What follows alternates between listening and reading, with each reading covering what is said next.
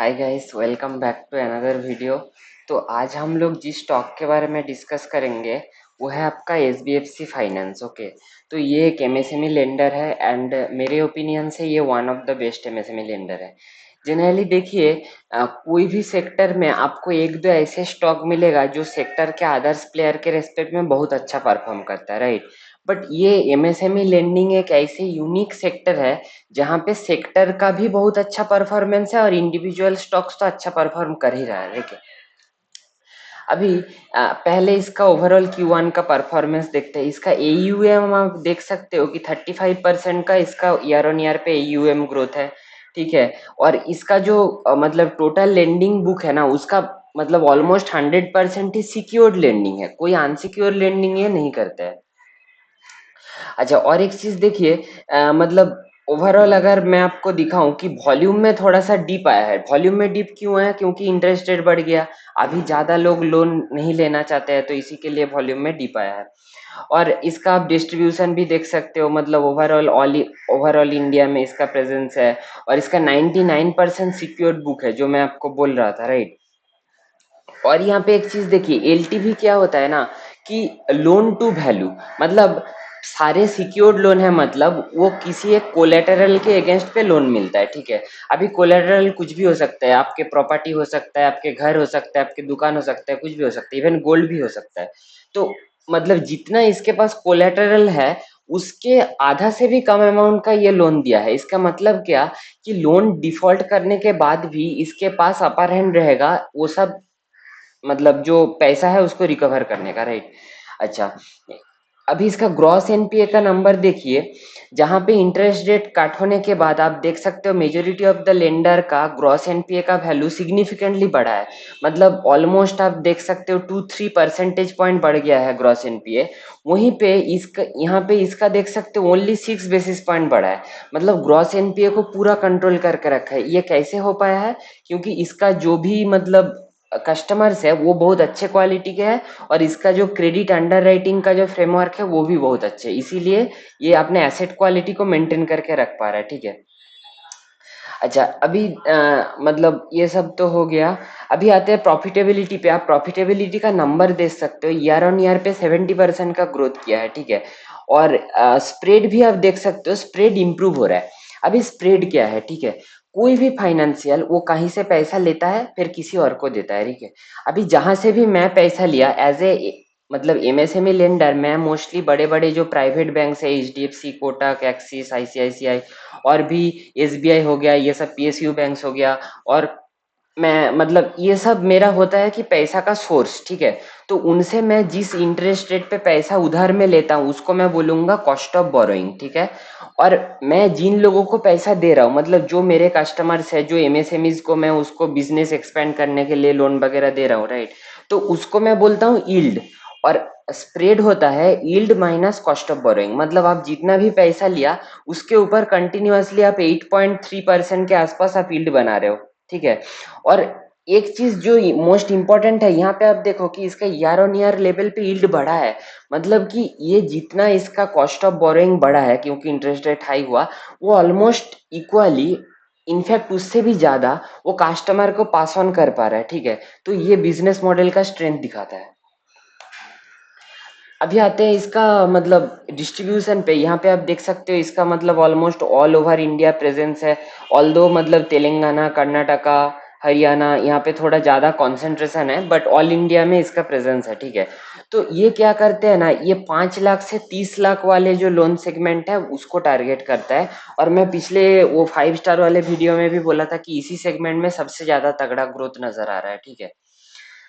ये sector itself आप देख सकते हो 24% से ग्रो कर रहा है। एक अगर सेक्टर 24% से ग्रो करता है, मतलब आप सोच सकते हो उसका जो टॉप 1 2 3 प्लेयर्स होगा उसका ग्रोथ कैसे होगा, ठीक है। और जो एक चीज है, मतलब ये अपना डिस्ट्रीब्यूशन को और बढ़ा रहा है। ये बोल रहे हैं हम लोग जिस स्टेट में प्रेजेंट है उसमें भी हम लोग हर एक डिस्ट्रिक्ट में एटलीस्ट एंटर करना चाहते हैं, ठीक है। तो ये सब ओवरऑल तो काफी अच्छा है इसका डिस्ट्रीब्यूशन वगैरह। टारगेट सेगमेंट में जैसे आपको बताया कि ये देखिए कि ये जो 5 लाख से लेके 30 लाख वाला जो ये है, ये ऑलमोस्ट आपका 2.5 लाख करोड़ का मार्केट है। और ये ओवरऑल 24% से मार्केट ही बढ़ रहा है, और ये इसी को ये टारगेट कर रहा है। और इनका क्या कहना है ना मैनेजमेंट का, कि ये जो सेगमेंट है यही सबसे ज्यादा अंडर सर्व्ड है, ठीक है। क्योंकि ये इन सब लोगों में पैशन बोलिए, डेडिकेशन बोलिए, फिर कुछ बिजनेस को बड़ा करने का बहुत जील है। बट मतलब ये उतना ज्यादा बैंक से लोन इनको मिलता नहीं है, क्योंकि इनके पास से बैंक का जो ट्रांजैक्शन हिस्ट्री वगैरह है वो उतना है नहीं, तो काफी अंडर सर्व्ड है। और यही लोग जो है हमारा इकोनॉमी का बैकबोन है, क्योंकि ऐसे एमएसएमई में आपको पता ही है लगभग लगभग 6 करोड़ लोगों को एम्प्लॉय करता है, ठीक है। तो अभी आते हैं कि इसका ग्रोथ रेट पास्ट में, यहाँ पे आप देख सकते हो ये जो वैल्यूज है ना, ये एयूएम है, मतलब एसेट अंडर मैनेजमेंट। तो एयूएम का वैल्यू आप देखो कि 2018 में एयूएम का वैल्यू था 778 रुपये, जो अभी 7,000 से मतलब 6-7 साल में आप देख सकते हो ऑलमोस्ट 10 गुना हो गया है एयूएम। मतलब कि तगड़ मतलब 30-35% के ग्रोथ से इसका यूएम बढ़ रहा है। और पैट भी अगर देखोगे ना, तो आप देखो प्रॉफिटेबली पैट कितना तेजी से बढ़ रहा है।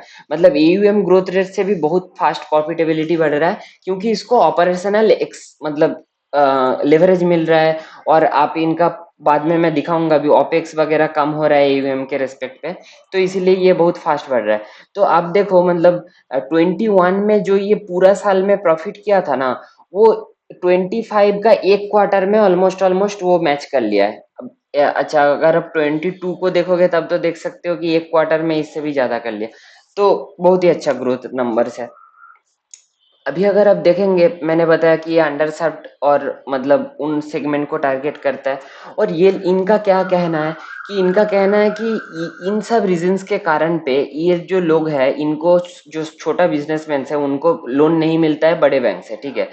तो ये लोग ये सब के लिए मतलब डायरेक्ट डायरेक्ट टू कस्टमर कुछ कुछ अपना मतलब लोग सेट किया है, जो उनके साथ बात करता है, उनका जो कैश फ्लो का सिचुएशन है वो ट्रैक करता है कि मंथली क्या कैश फ्लो आ सकता है। या फिर जो मान लो फार्मर है, वो उसको तो मंथली इक्वल कैश फ्लो नहीं आएगा, राइट। उसका सीजनल बिजनेस है, उसका सीजनली जैसे जैसे क्रॉप का हार्वेस्टिंग होता है उस सीजन में उसको ज्यादा पैसा आता है। और ये क्या कर रहा है कि मतलब लोकल टीम सेटअप कर रहा है हर एक जगह पे, क्योंकि देखिए ये जो है ना, ये सब वॉल्यूम गेम्स होता है, ठीक है। क्योंकि आप छोटे छोटे ऐसे कस्टमर्स को अगर आप ज्यादा हाई टिकट साइज का लोन देंगे तो वो डिफॉल्ट होने पे आपको ज्यादा क्षति है। तो ये लोग क्या करता है, वॉल्यूम पे गेम खेलता है, ठीक है। छोटे टिकट साइज का नंबर ऑफ लोन ज्यादा, ठीक है। तो वो ऐसे ही वो भी ऐसे कर रहा है। अच्छा, इनका क्या कहना है कि इनसे जो लोग लोन लेता है ना कमर्शियल लोन, वो generally first time commercial loan लेता है, ठीक है। तो ये क्या करता है कि उनके साथ एकदम अच्छे रिलेशनशिप भी मेंटेन करने का ट्राई करता है, ठीक है। और उनका आजू बाजू के नेबरहुड से उनके बारे में डेटा कलेक्ट करता है। और इनके ऑन ग्राउंड टीम्स भी है। और मतलब ओवरऑल काफी अच्छा, मतलब ये अपना रिस्क को कंट्रोल करता है। अभी नेक्स्ट आते हैं कि इसका मतलब मेन पॉइंटर्स क्या क्या है, देखिए। एक तो है कि इसका एसेट क्वालिटी इंप्रूव हो रहा है, एटलीस्ट मतलब कांस्टेंट आ रहा है। और इनका जो कस्टमर क्वालिटी है वो भी स्टेडीली इंक्रीज कर रहा है। यहाँ पे आप देखो, कोई भी अगर आप लोग में से क्रेडिट कार्ड यूज करते होंगे तो आपको पता होगा कि 700 से ऊपर का जिनका क्रेडिट स्कोर होता है उनको लोन मिलना काफी आसान होता है, ठीक है। तो इनका कहना है कि इनका जो 70+ क्रेडिट स्कोर वाला जो लोग है उसका percentage year on year level पे कैसे बढ़ रहा है आप देख सकते हो, ठीक है। तो मतलब क्या, इनसे एक चीज पता चलता है कि ये रिस्क के पॉइंट ऑफ व्यू से बहुत अच्छा है, ठीक है। और मतलब जो खराब वाला क्रेडिट स्कोर वाला लोग है उसका परसेंटेज कम हो रहा है, ठीक है। अच्छा, इनका और एक क्या कहना है कि मतलब जितना भी ये लोन देता है ना, मोस्टली इनका जो ऐसे इसका जो कोलेटरल होता है वो रेसिडेंशियल प्रॉपर्टी होता है। मतलब मैं अगर मेरा ही घर को कोलेटरल रख दूं, तो अगर मेरा घर चला जाए तो मुझे तो रास्ते में जाके बैठना पड़ेगा।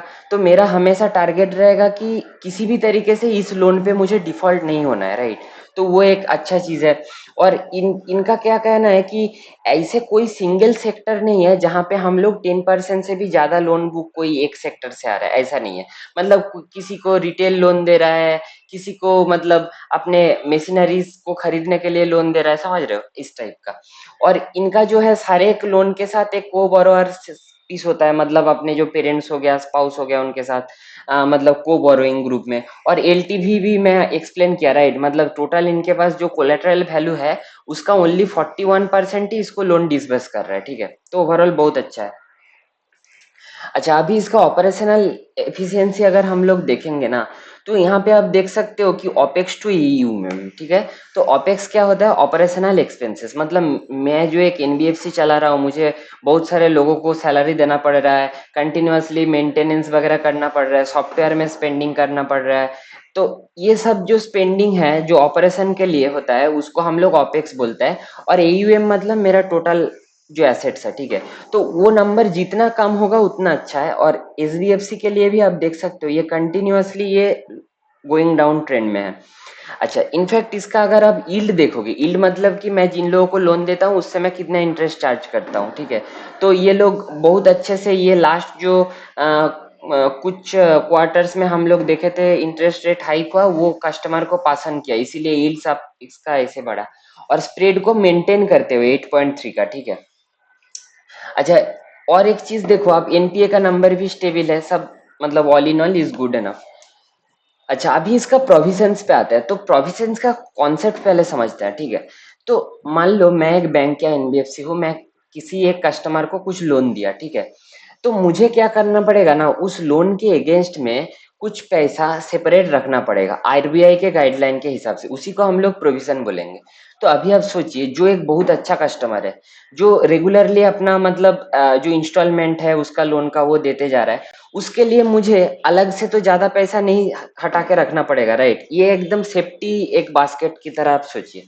बट अगर कुछ ऐसे कस्टमर्स है जो एकदम ग्रामीण कस्टमर्स है, जिसका मतलब प्रेडिक्टेबल कैश फ्लो नहीं है, जो बीच बीच में एक दो ईएमआई मिस कर देता है, उनके लिए हमको रिस्क वेट के दौर पे ज्यादा पैसा हटा के रखना पड़ेगा, ठीक है।